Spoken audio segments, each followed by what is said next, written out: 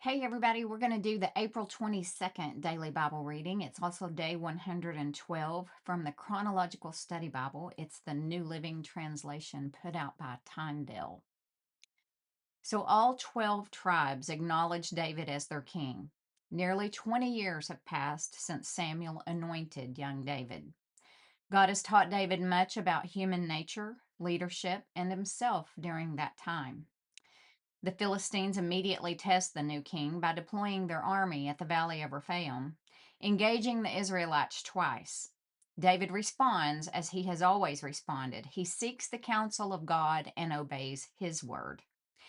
In the first battle, David comes to know God as the Lord who burst through. In the second battle, God aids Israel in a different way. David also defeats the Jebusites and renames the conquered city of Jerusalem the City of David. David seeks to return the ark to its rightful place in Israel's midst, but is stalled for 3 months after Uzzah touches the ark and dies. While David has lessons yet to learn, he is the king Israel needs, one who seeks and follows the Lord. 2 Samuel chapter 5, verse 1. Then all the tribes of Israel went to David at Hebron and told him, "We are your own flesh and blood. In the past, when Saul was our king, you were the one who really led the forces of Israel. And the Lord told you, 'You will be the shepherd of my people Israel. You will be Israel's leader.'" So there at Hebron, King David made a covenant before the Lord with all the elders of Israel, and they anointed him king of Israel. So now we're going to go to First Chronicles chapter 11, verse 1. Then all Israel gathered before David at Hebron and told him, "We are your own flesh and blood. In the past, even when Saul was king, you were the one who really led the forces of Israel, and the Lord your God told you, 'You will be the shepherd of my people Israel. You will be the leader of my people Israel.'" So there at Hebron, David made a covenant before the Lord with all the elders of Israel, and they anointed him king of Israel, just as the Lord had promised through Samuel. We're going to have a lot of this repetitiveness now that we're going through the chronological Bible, because it's going to jump from Chronicles to Samuel and back and forth. So First Chronicles 12:23. These are the numbers of armed warriors who joined David at Hebron. They were all eager to see David become king instead of Saul, just as the Lord had promised. From the tribe of Judah, there were 6,800 warriors armed with shields and spears. From the tribe of Simeon, there were 7,100 brave warriors.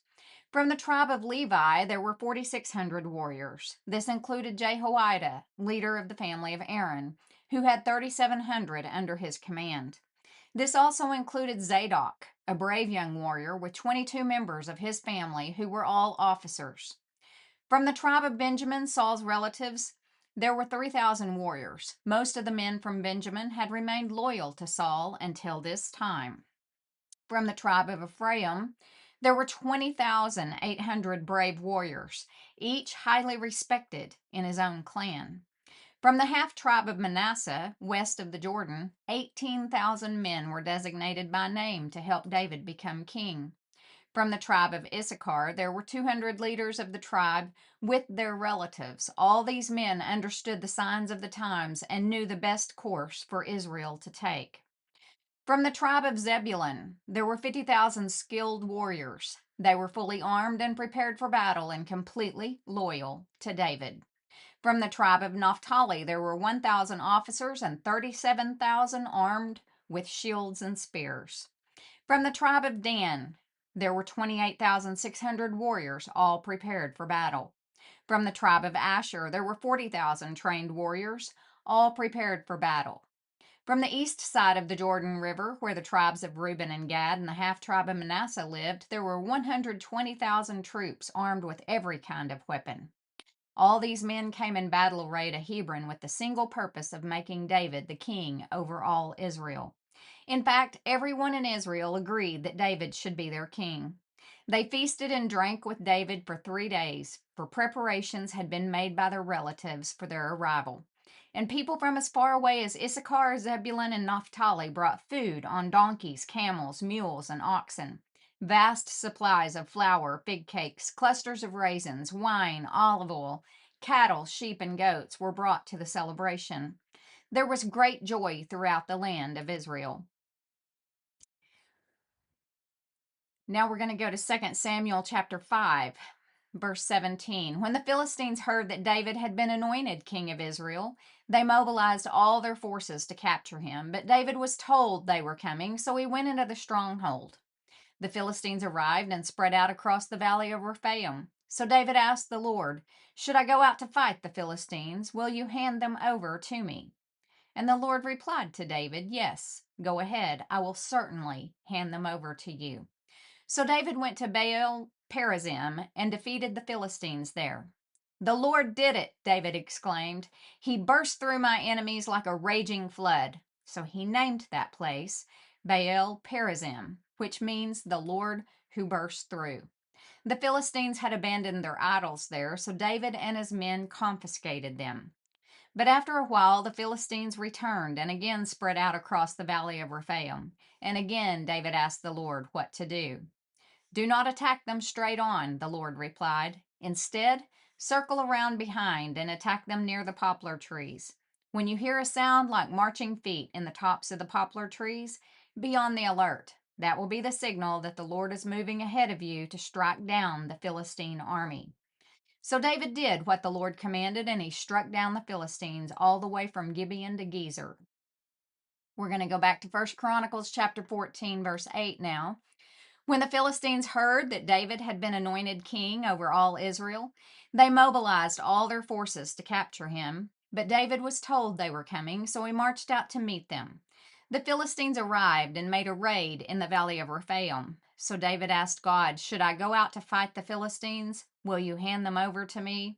And the Lord replied, "Yes, go ahead. I will hand them over to you." So David and his troops went up to Baal Perazim and defeated the Philistines there. "God did it," David exclaimed. "He used me to burst through my enemies like a raging flood." So they named that place Baal Perazim, which means the Lord who bursts through.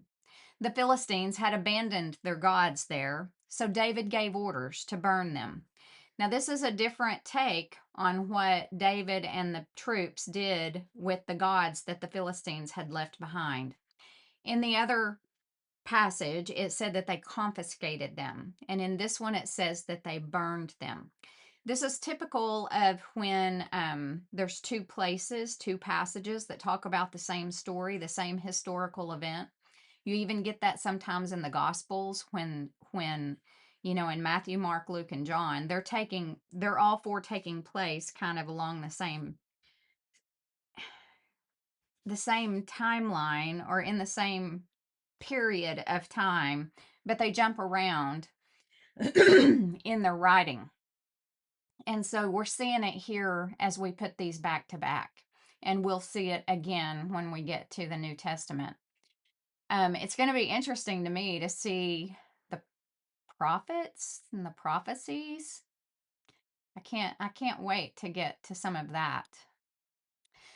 But after a while, the Philistines returned and raided the valley again. And once again, David asked God what to do. "Do not attack them straight on," God replied. "Instead, circle around behind them and attack them near the poplar trees. When you hear a sound like marching feet in the tops of the poplar trees, go out and attack. That will be the signal that God is moving ahead of you to strike down the Philistine army." So David did what God commanded, and they struck down the Philistine army all the way from Gibeon to Gezer. So David's fame spread everywhere, and the Lord caused all the nations to fear David. So we're going to 2 Samuel chapter 5, verse 6. David then led his men to Jerusalem to fight against the Jebusites. And remember, it has said before that the Israelites had not conquered the Jebusites thus far. And so this will be the first time that Israel is going to have conquered the Jebusites at Jerusalem. And the Jebusites were the original inhabitants of the land who were living there. The Jebusites taunted David, saying, "You'll never get in here. Even the blind and the lame could keep you out." For the Jebusites thought they were safe. But David captured the fortress of Zion, which is now called the City of David. On the day of the attack, David said to his troops, I hate those lame and blind Jebusites. Whoever attacks them should strike by going into the city through the water tunnel. That is the origin of the saying, the blind and the lame may not enter the house. So David made the fortress his home, and he called it the City of David. He extended the city, starting at the supporting terraces and working inward. And David became more and more powerful because the Lord God of heaven's armies was with him. We're going to go to 1 Chronicles chapter 11, verse 4 now. Then David and all Israel went to Jerusalem, or Jabus, as it used to be called, where the Jebusites, the original inhabitants of the land, were living. The people of Jabus, that was my cat jumping across. She gets up in her window. The people of Jabus taunted David, saying, You'll never get in here. But David captured the fortress of Zion, which is now called the City of David. David had said to his troops, Whoever is first to attack the Jebusites will become the commander of my armies.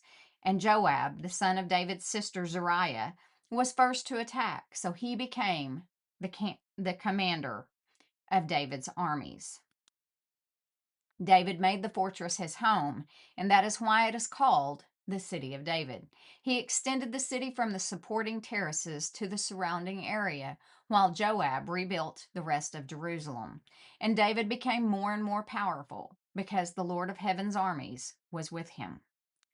1 Chronicles 3, verse 4. Then David reigned another 33 years in Jerusalem. 2 Samuel 5:13. After moving from Hebron to Jerusalem, David married more concubines and wives, and they had more sons and daughters. And we're going to back up in 2 Samuel chapter 5 to verses 4 and 5. David was 30 years old when he began to reign, and he reigned 40 years in all.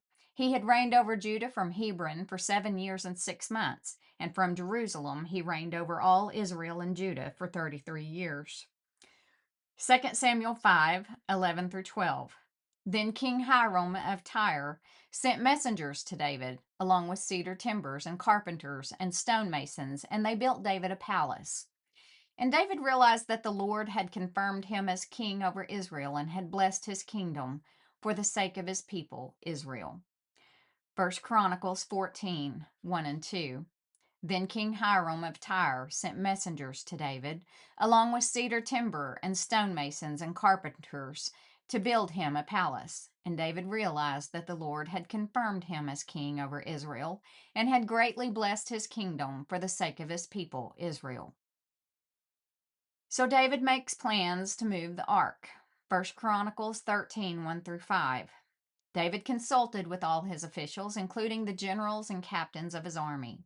Then he addressed the entire assembly of Israel as follows: If you approve, and if it is the will of the Lord our God, let us send messages to all the Israelites throughout the land, including the priests and Levites in their towns and pasture lands. Let us invite them to come and join us. It is time to bring back the ark of our God, for we neglected it during the reign of Saul.